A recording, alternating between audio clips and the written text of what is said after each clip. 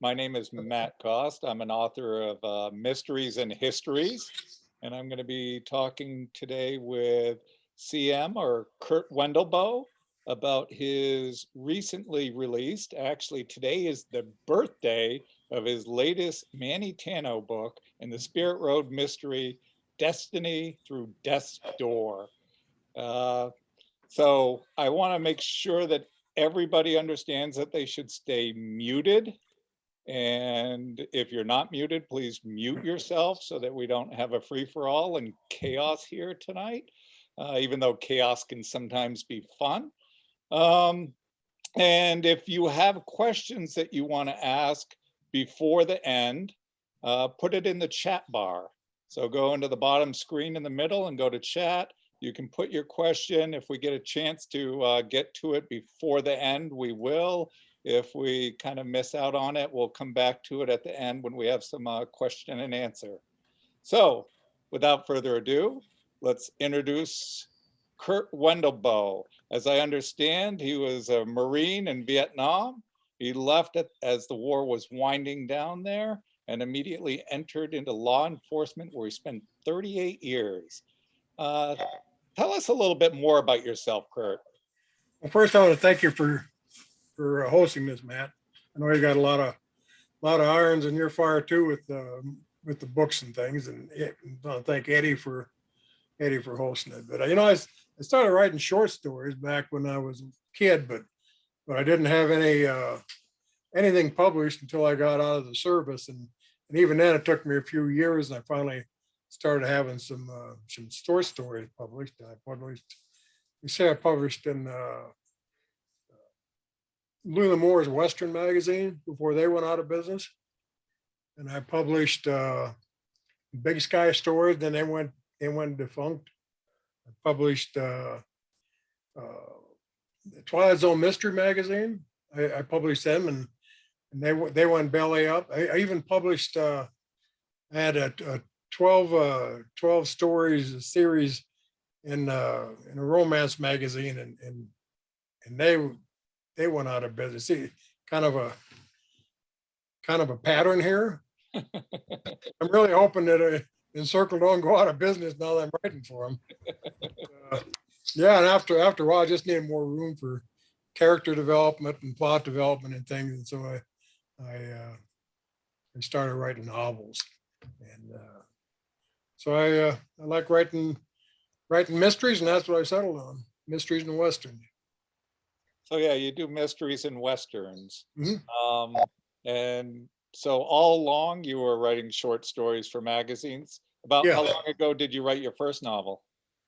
How long ago? Probably maybe like 4 or 5 years before I published. So it's probably 2000. I'm sure maybe 1999. Maybe we'll say something like that. Yeah. So it's been a while, but it was a while before I got a novel published too. But, And when did you retire from law enforcement? in 2011. Okay, so there was some overlap between working in law enforcement and writing novels. Yeah. I said I was going to retire when I got a publishing contract, and I did. So I pulled the plug. I figured 38 years more long enough. From the 2 Manny Tano mysteries that I have read, I would say that probably your career in law enforcement helped shape your writing. And do you want to talk a little bit about that? Yeah. I started writing mysteries, and I write murder mysteries because nobody wants to read about a mystery, like who passed a bad check or who stole little Timmy's bike or something. They want something with a little bit of teeth to it. And, they want some menace and some danger, and want to look over the detective's shoulder and see what he sees, and try to figure the clues out before the detective goes. And so I started writing, and when I first started using Manny as a character was just years and years ago, maybe late 70s, early 80s, and I'd Manny'd be with me whenever call I would. And so I'd say to him I'm kind of weird. I say, yeah, how'd you handle this when we got done, with something? I said, well, would you to handle this different? So I started to know Manny really, really well. And even now I can pretty well put him in any situation and know how he'd react. And so that was my introduction to Manny. And Manny sat on Indian reservations. All my books are travel around and set on different reservations. That's kind of the luxury of having an FBI agent, and that he can travel around a lot and things. And so Heather and I, my wife, we go around and travel, and she's trying to talk me into writing romance novels. She figured the research would be a lot more interesting, but I haven't done that yet. So, yeah. Well, two thoughts. I meant to follow up earlier, but I think Louis L'Amour was one of the people that really got me into a love of reading back when I was 10, 11 years old. And I read Sure. all of those Louis L'Amour books. He was just fantastic. So Yeah. I'm pretty impressed that you got to write for Louis L'Amour magazine, even if you did drive them out of business. Yeah. Even if I nudged them out. Yeah. And the other thing is, just, my father's always my first reader on my books, and Mhm. he just read the first few chapters of my latest work in progress and said, "Nobody's died. You haven't killed anybody. What is this, a romance?" Romance, huh? This kid told me he died. Oh, So, I know what you mean, is it's more exciting to, have something, people dying, murder mysteries. that's So right. You can't beat a good homicide. are there other things that you feel have shaped your life as a writer other than, law enforcement and maybe Vietnam and being a Marine? And is there more out there? Well, I've spent a lot of time around reservations, different, working around them.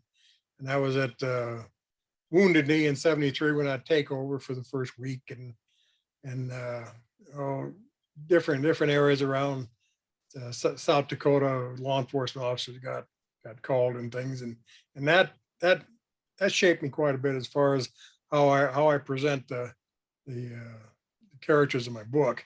And through the years, I found that Lakota and the Crow and the Shoshone and the Arapaho and those that I write about in the plains, they're pretty spiritual and things, and I weave a lot of that into my novels as well.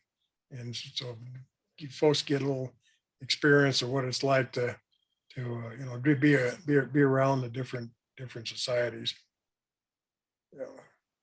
Yeah, no, I find that one of the more fascinating parts about the book is that fine line between, the Lakota descent and living outside of the reservation as an FBI agent and kind of going back and forth between the two of them. That must be difficult to do, but that's kind of what you've done. Mhm. Yeah. Yeah. And I initially I was going to have Manny live on the reservation. I thought it'd be more contrast if he lived off, and more kind of an aloof attitude he had to begin with when he first came from Quantico to work in the Rapid City field office. And so I kind of played on that aloofness a little bit, and now he's more integrated into Lakota society. He's trying to get in touch with his own spirituality, which is hard if you live in the cities off the reservation for any length of time. And I think I'm going to come back to that, the sense of spirituality that you infuse into this, Sure. and go to a question that I had on my list, and Cordell is also asking, how much of yourself is in Manny, or Manny in yourself? Well, there's a little bit, as far as the way he does things logically, but Manny's got a lot more hair than I do. And and I wish there's a lot more Manny in me, but I can't help it. But yeah, a lot of Manny's or I'm in a lot of Manny as far as how he goes about analyzing things, but he's probably a lot better looking. So Manny is the person that you want to be? Yeah, yeah, he's my wannabe. Yeah, yeah. So where did the idea, let's get into death through Destiny's Door. Where did the idea of writing about a secret map leading to the burial ground of Crazy Horse come from?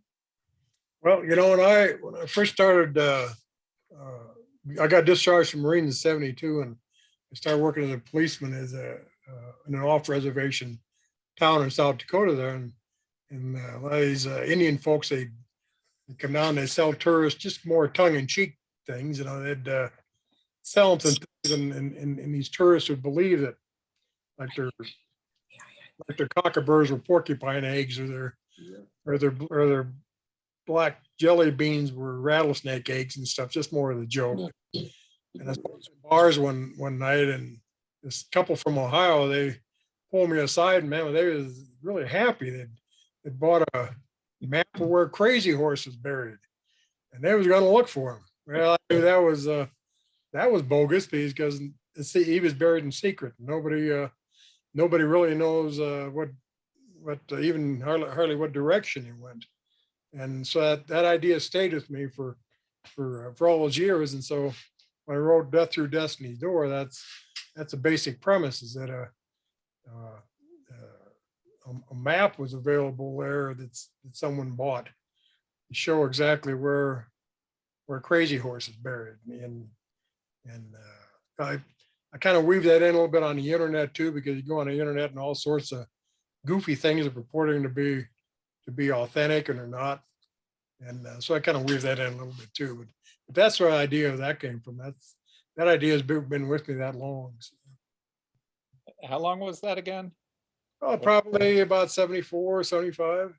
Oh, really? So this has been percolating for quite some Yeah, time. yeah, it has. I just now got the time to write about it. Yeah.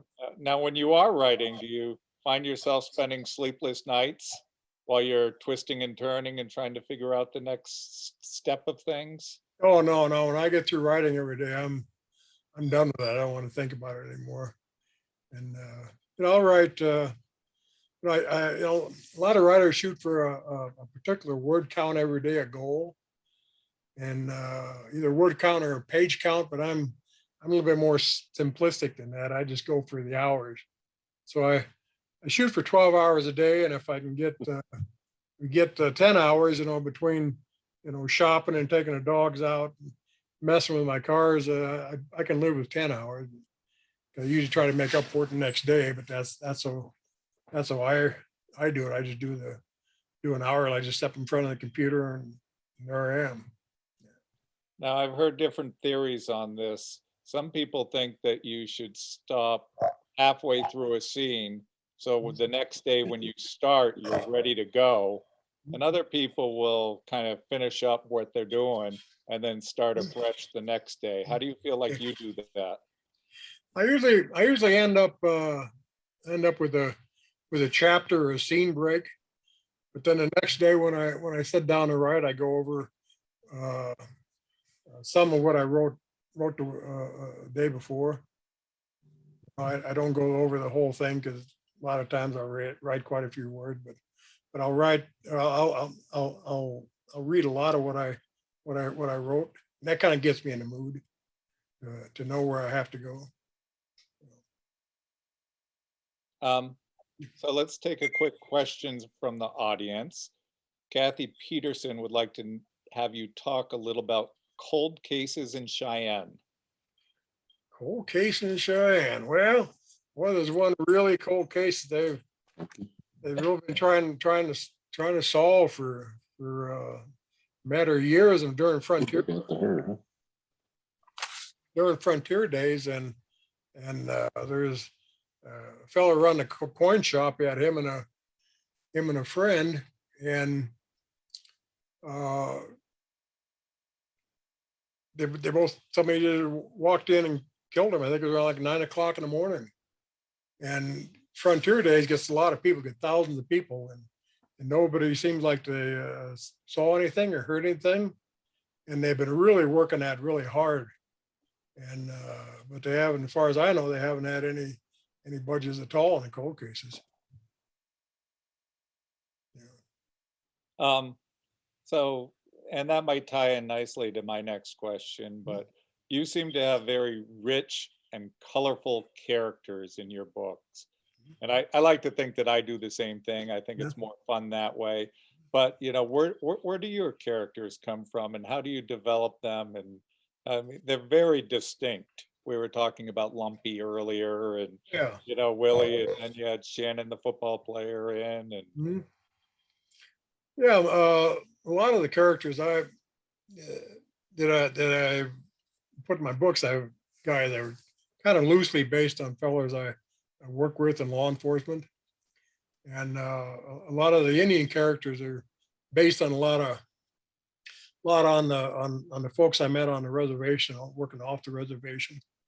And it really gets some real colorful characters in both those demographics. And I've taken notes through the years, and I got reams of notes, uh, just observations on some of the goofy things some of the guys, particularly in law enforcement, does. And so I try to put a lot of humor as I can in my books, because I mean, most cops are humorous if they're really too straight laced, and some of the things they see and have to do and stuff, they kind of drive them goofy. But so kind of so break it up with humor. so is a character like PD based on a real person? Ooh. PD, is that his name? The medical examiner or forensics? Well, no, he isn't. We had an ME used to come from Minneapolis to do our autopsies in Chamberlain's right along the river, and had a lot of people who went and drowned in floaters and stuff. And that the fellow from Minneapolis is about the only one that can really come over that actually wanted to work on those kind of folks, because it's really nasty, telling you the truth. So yeah, they have the MEs. ME just one I made up. Yeah. So have you ever had people come up to you and say, "Hey, that was me that you wrote about"? Oh sure, yeah, yeah, perfect strangers, yeah. And of course I say, yep, that was you. Because I don't want to, I don't want to get knocked on my keister or something. Something got, all built up that this was them, and so yeah, that's happened. How about you? Um, there's always people guessing. I definitely use p pieces of people. So, Mhm. but never Yeah, never the whole person. yeah, yeah, So yeah. much like you, I think people have asked me if, my main character is me, and but, Mhm. you know, Yeah, things like that. And yeah, I think that we're very similar in many ways. He sure. perhaps is the person that I want to be. Mhm. Yeah, well, that happens. Yep. I guess that's where we're right then. Isn't it? Yep. Yep, to Yeah. to make ourselves better. Yeah. Yeah. So let's come back to that spiritual piece. Mhm. You use a lot of the Lakota, it's actually called the Spirit Road Mysteries. Mhm. And, you do the sweat lodges, and, can you talk about all that? That's one of the things I find really fascinating, because I know so little about it, and it's really interesting and intriguing to me.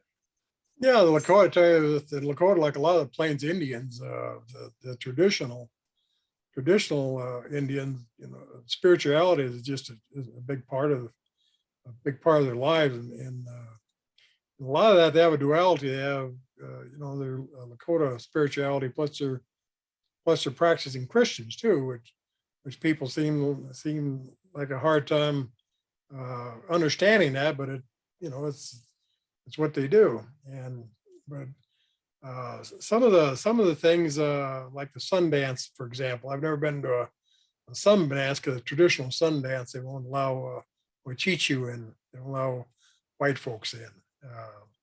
I've been to several sweat lodges in different parts. And I've been to one up in the Crow Agency and a couple in Pine Ridge and one on Standing Rock years ago and things. And that's an important important part of the traditional Lakota.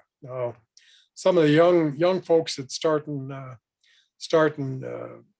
back on the Red Road, Chunkaduta, the traditional spirituality of the Lakota that has been lost for so long, but there are some young people that's coming back to it, I know, and that's a plus for the tribes. And now you probably have some of that in the voodoo if you're writing about New Orleans, huh?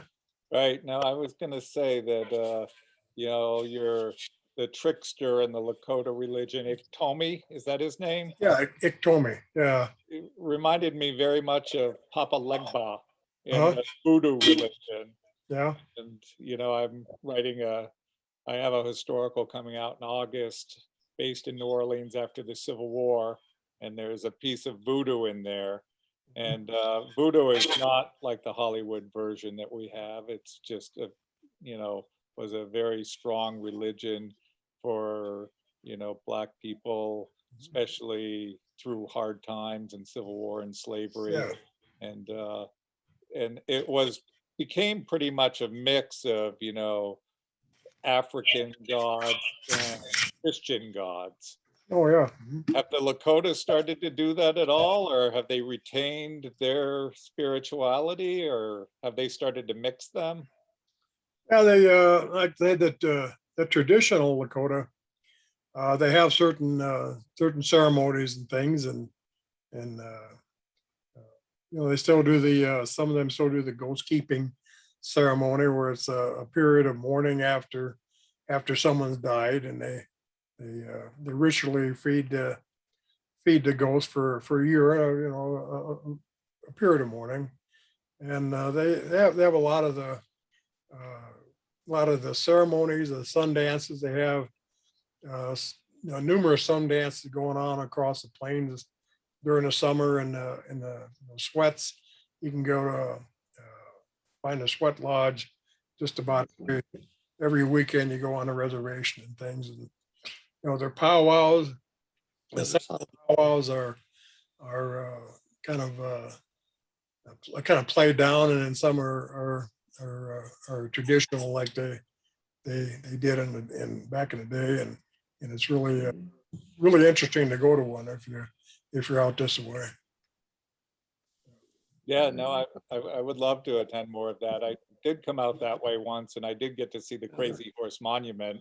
Oh yeah. That was one of the more powerful things I've ever seen in my life, even though it's only 3/4 done or whatever. So, but it's just carved out of the stone. It's very, very forceful, I thought. Yeah. Yeah. But Leslie has a question, but we're going to come back to Leslie and skip up to Cordell just to finish up this piece, who says, how are you intertwined into the Native traditions and their beliefs? Well, I when I started in Chamberlain, I was going to be honest. I was kind of bigoted. I really hadn't been around the Sioux, any length of time when I was growing up as a kid. But through the years there, I got to knowing them more and realizing that it's a separate culture. It deserves the same respect as ours, and I think that made a lot of difference to me through the years and how I worked, particularly as a law enforcement officer on the reservation. And then as I say, I've been allowed into some of their ceremonies, not the Sundance, but some of the other ones that they've had on Pine Ridge and Rosebud I don't want to answer you. Score Agency. Are you saying that that kind of started when you were just a child? That you kind of started becoming intertwined and then it developed over the years, or? Well, no, we didn't. When I grew up and it was off, it was like 70, 75 miles from reservation. So we didn't have a lot of Indians there. But when I started I started law enforcement, I started being, actually, I was kind of bigoted because I didn't understand their culture and their religion and things. And, it took me quite a few years to finally, come around and understand what they's all about. And so when I write about them, I'm hoping to come across as that their culture is at least as important to them as ours to us. Yeah. No, that's well put. That bigotry is just ignorance by another name. Absolutely. Yep. Yep. So let's go back to Leslie's question. Have you read any Craig Johnson books? Yep. I think I read all of them, I believe. And how would you compare your books to his? Any similarities? And I guess we could go differences as well, Leslie? Well, his main character is a sheriff in the smallest county in Wyoming, and where Manny is a FBI agent, works the reservation, and I don't believe that Craig has any reservations in his book. I think he goes there for different reasons. I'm not exactly sure, but he doesn't have jurisdiction on the reservation like Manny was. And one of the advantages of having Manny is, there's 480 Indian reservations in the country, and I could go just about every one. I wouldn't have to repeat myself. So, and I drag my wife along every one I go to. That's why she wants me to write romances. She says more interesting research. Well, exactly. I've always found that I didn't always understand this before, but I realized that I should write about places that I want to visit, because then I can go research those places. My wife and I can go and make a vacation of it and do the research. And it seems to be an outstanding idea to, write about places where you want to go. Yeah. Yeah. Heather says I should set Manny in some kind of situation down in Caribbean, but there's not a lot of reservations down there. So I don't think we're going to get that. Well, I guess he could go on a, Caribbean vacation and have something pop up. It could. Yeah. Yeah. Oh, that's good. I'll use that.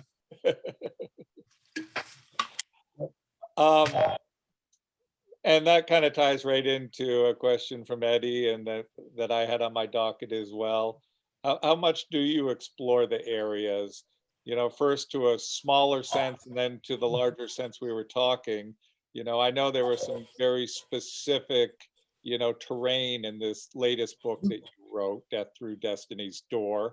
Do you go out and walk the land and say, look at that rock formation? And absolutely. And I haven't done it last year or so because the reservation was pretty well locked down for the COVID and things. But I have a lot of just ton of notes on different areas I've looked at on different reservations that I can use for to set my scenes. And Destiny's Door is one I looked at. That must have been probably 25, 28 years ago. I was doing some hiking on the reservation, and I saw this twin peak sticking up out of nowhere. I thought, well, that someday I'm gonna probably be able to use that as a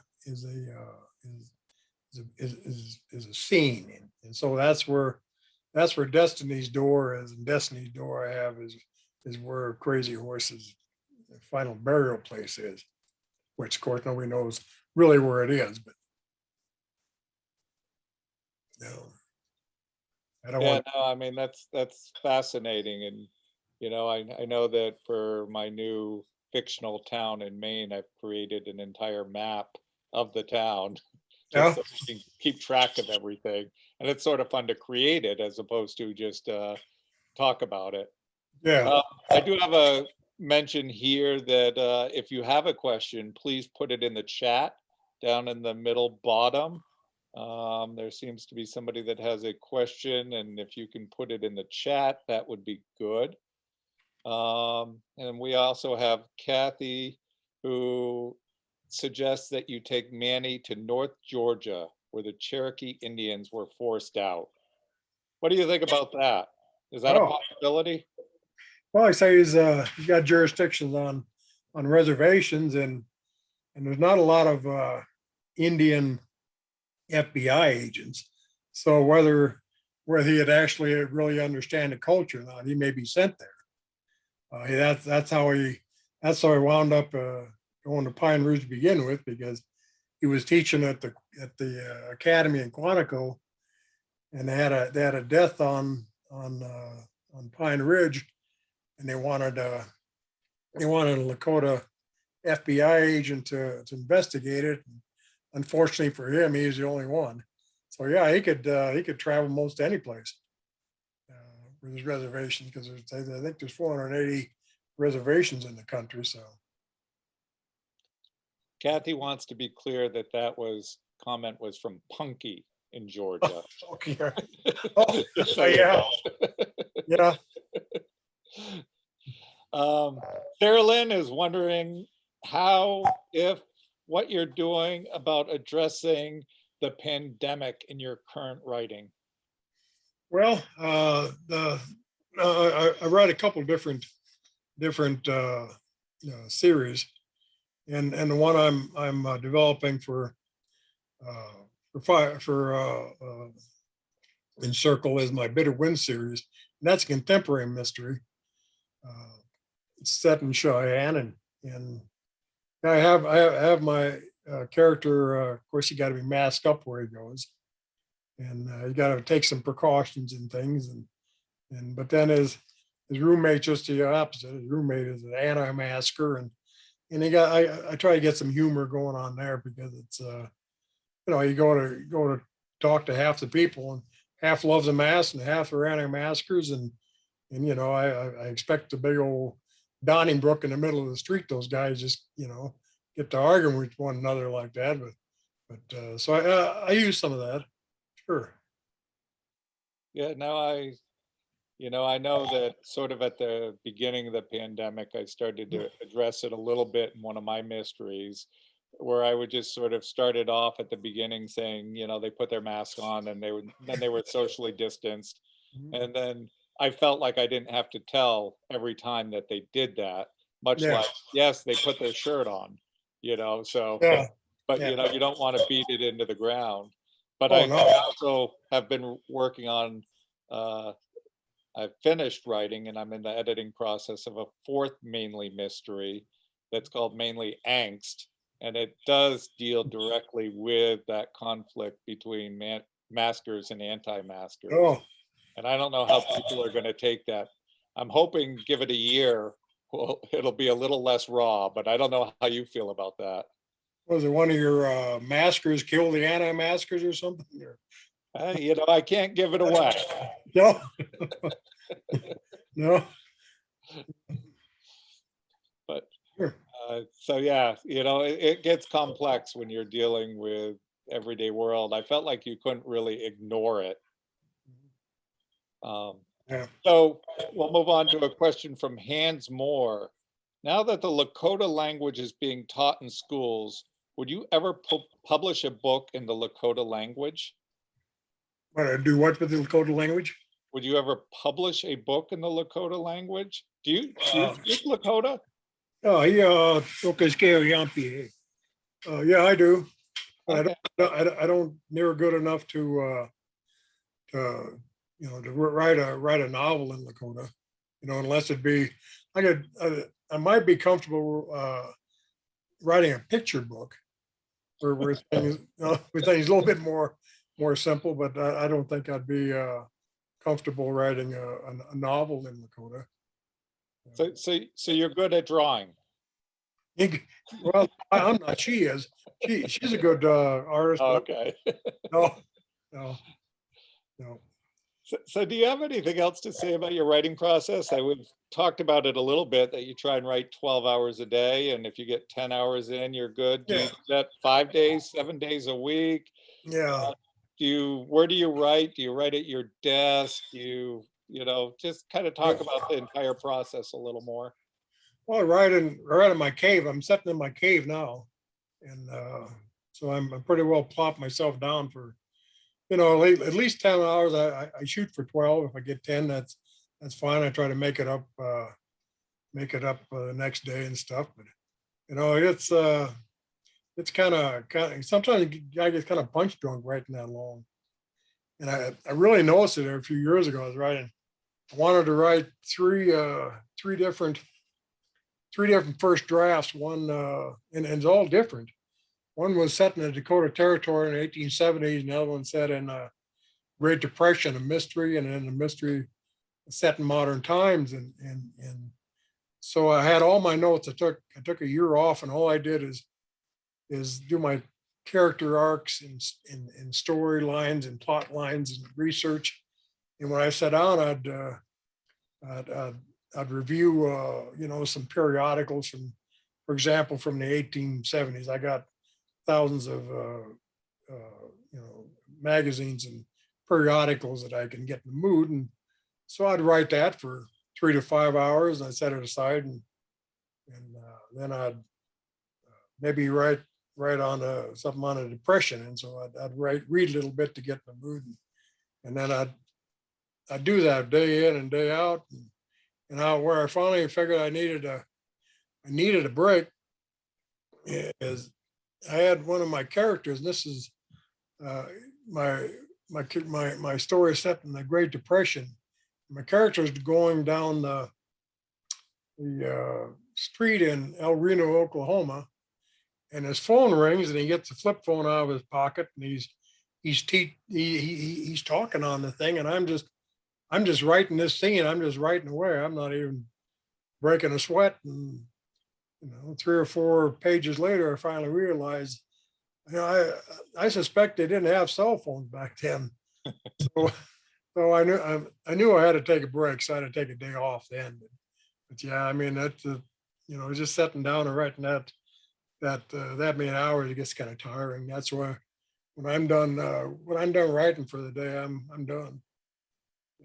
Yeah, I'll have to confess that I'm now writing 2 different mystery series, and I've caught myself a few times writing the Clay Wolf mystery series and using the name Langdon instead of Clay Wolf. I'll Yeah, say Langdon said, yeah, as opposed to, and I'm like, nope, yeah, this is yeah. Clay Wolf. Have you had that trouble before? Well, when I first was going to do that, I put on a writing group, and I put it out there. I said, well, if you're going to write at that time, I was going to write two. You're going to write two different mysteries. How would you do it? And it was pretty universal. Everybody come back and said, that's a pretty damn dumb thing to do. But I thought, well, I'm going to write three. So I come back and ask them. I said, well, this is dummy, and I'm going to write three of them. And any suggestions? And actually, a couple of them come back and I take a kind of a cue from the method actors, where they get into character, the costume and things, and they get into character and they're really into it. So that, well, I can do that. I've got some Western clothes, and I've got some some clothes from modern clothes, and there's antique stores I can get some Depression era clothes and stuff. But then one of my characters in my Western, one of my voices was a woman.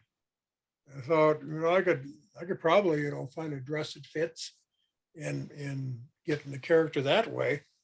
But then, my luck about that time, the UPS guy or the FedEx guy had come, and I'd have to answer the door in a dress, and so I didn't use that method. But that'd be one you could use, I suppose, getting a different different costume for your characters. Well, we don't want to know what the costume for the sweat lodge would be, but um, Kurt, we've been sort of remiss in our conversation because I've never asked you if you wanted to read an excerpt from your book. Is there a short 2 to 4 minute excerpt that you would like to read, or at this point you haven't planned for it? Well, my first book signing, I read from the book, and it was just terrible, absolutely terrible. I mean, I'm fairly literate. I mean, I can read. The only problem is I speed read. And I mean, if you need to go change and come back and read, that's fine. no, I just don't have any good luck reading. I mean, Okay. reading aloud. Yeah. So we weren't remiss. We were just letting it lie dormant. Okay, good. So Thomas Walker asks, which one of your novels would you recommend to a person who has never read your works?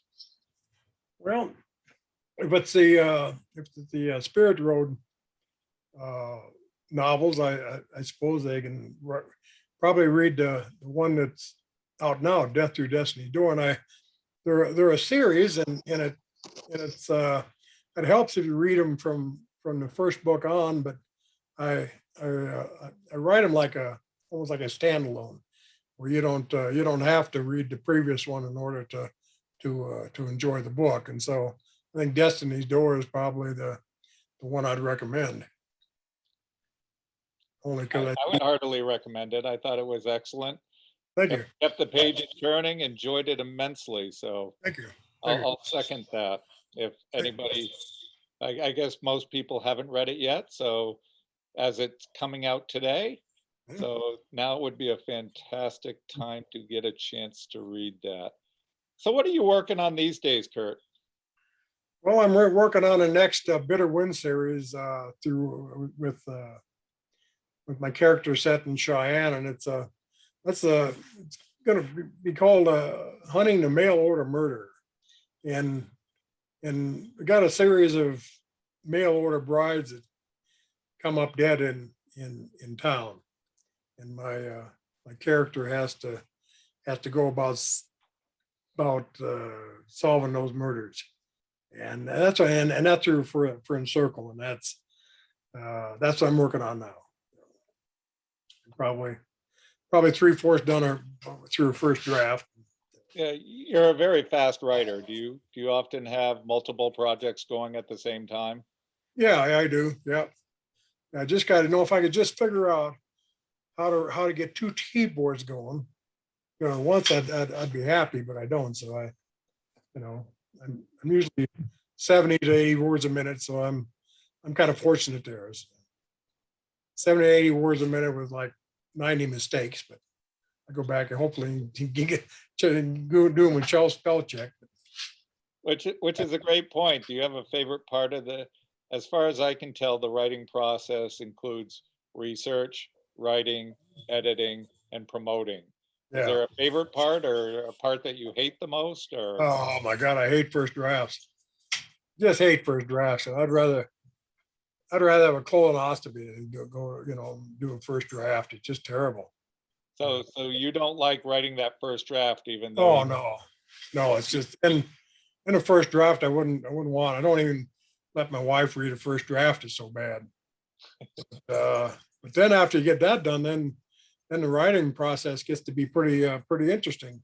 And then the revision and getting more maybe in your research and things. And so yeah, I just hate that. And as far as the research, I love to research. The only thing is I got to be careful so I don't get too much put into my book. I try to limit it to like maybe 5 to 10% of the research in a book, because you don't want to read a fiction and think it's a textbook. Yeah, that's some of the best advice I ever got, I think, is Yeah. Put 5 to 10%. You need to know the subject like you are a professor. Sure. And you have to know it so well that you can put just a tiny bit and convey your meaning. Yeah, because that's a lot of author intrusion when you expect to read fiction and and the author's kind of brags on how much research he's put into the book, and so I try not to. Did you actually do a book on Hitler? I wasn't aware of that, but Kathy Peterson is asking how much research you put into that. Well, I've done a little research. I started researching it probably maybe 13, 14 years ago. And I started writing a draft. I started plotting out about 7 or 8 years ago.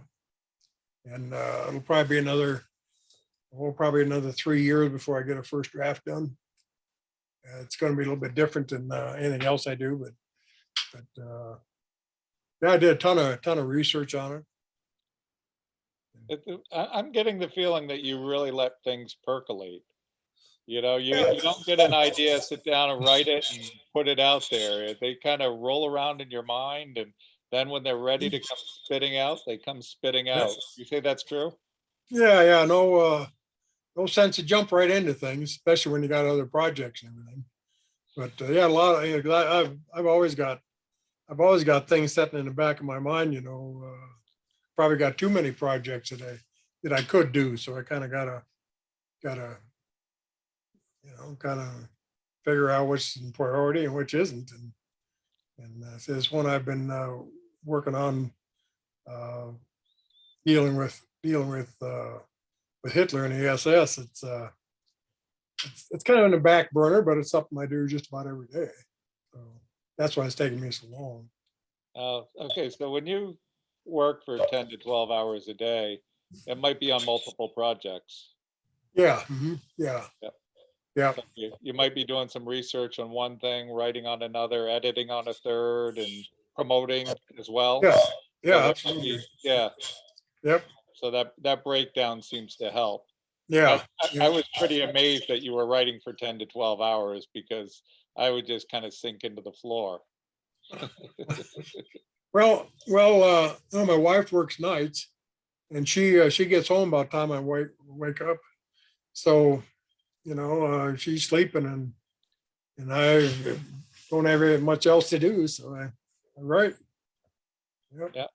You Well, know. I agree with you there. I enjoy writing immensely. Mhm. I don't know this answer, so I guess maybe you'll answer it. Do you have any plans for audiobooks coming out? Yeah, actually, I got the audio book coming out for my first Bitter Wind series, and that's out on the 20th. Of this month? Yeah, 20th. Yes, yeah.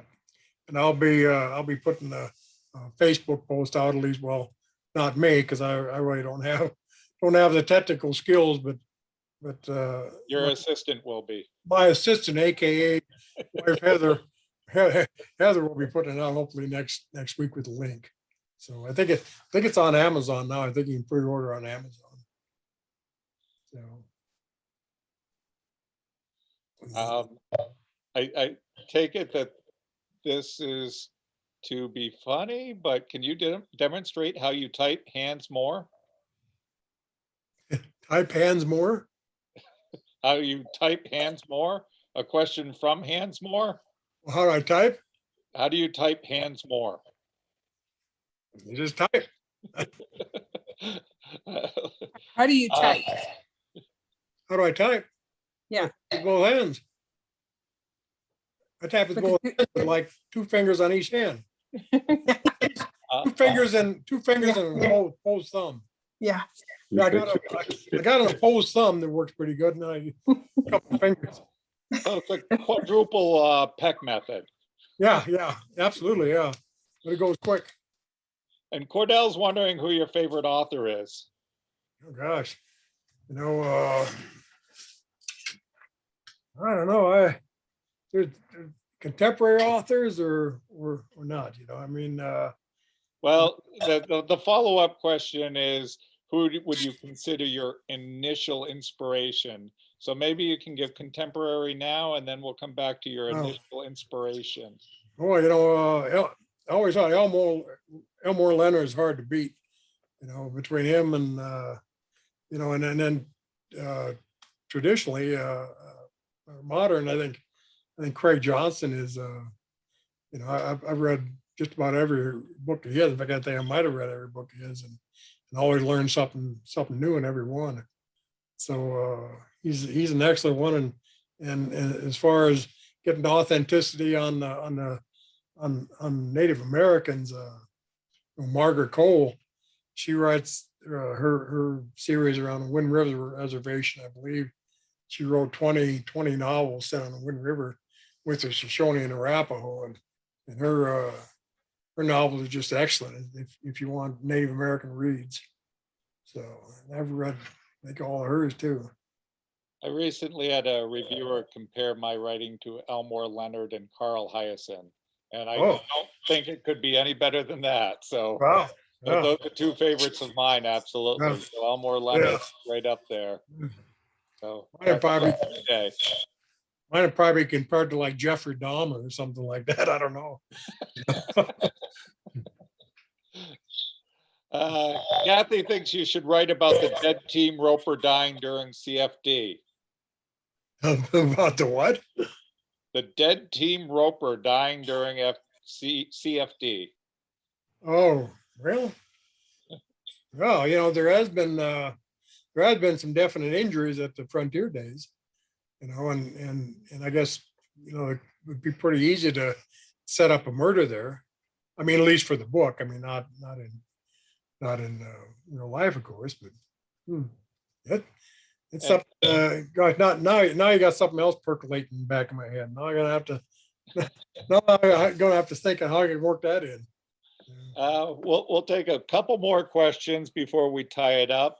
In the meantime, I will say that Heather wants to make clear that Hunting the 5-Point Killer will be the first audio to be released on April 21st. So if Oh, anybody's interested, April 21st will be the 5-Point Killer. And if there's any more questions out there, now would be the time to type them in. What do you like to do when you take a break from writing?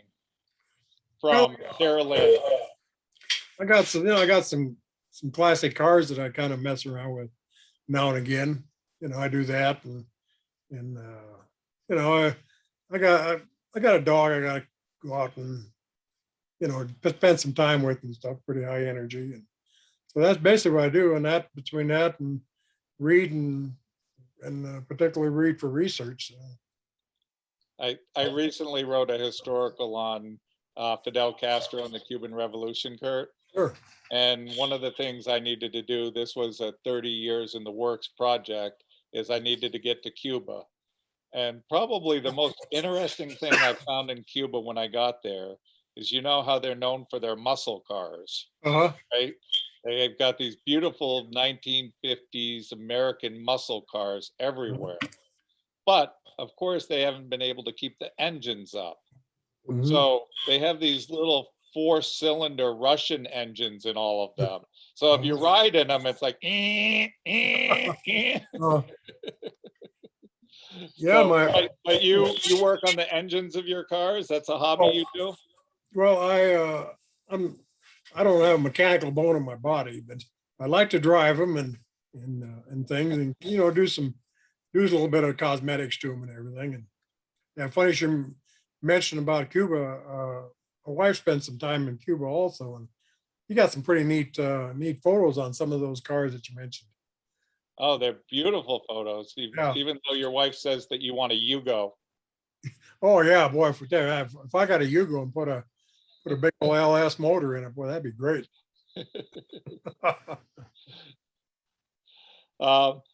So I think at that point we're going to tie up our evening, Curt. Is there anything that you would like to say in conclusion? No, just like I say, thank you.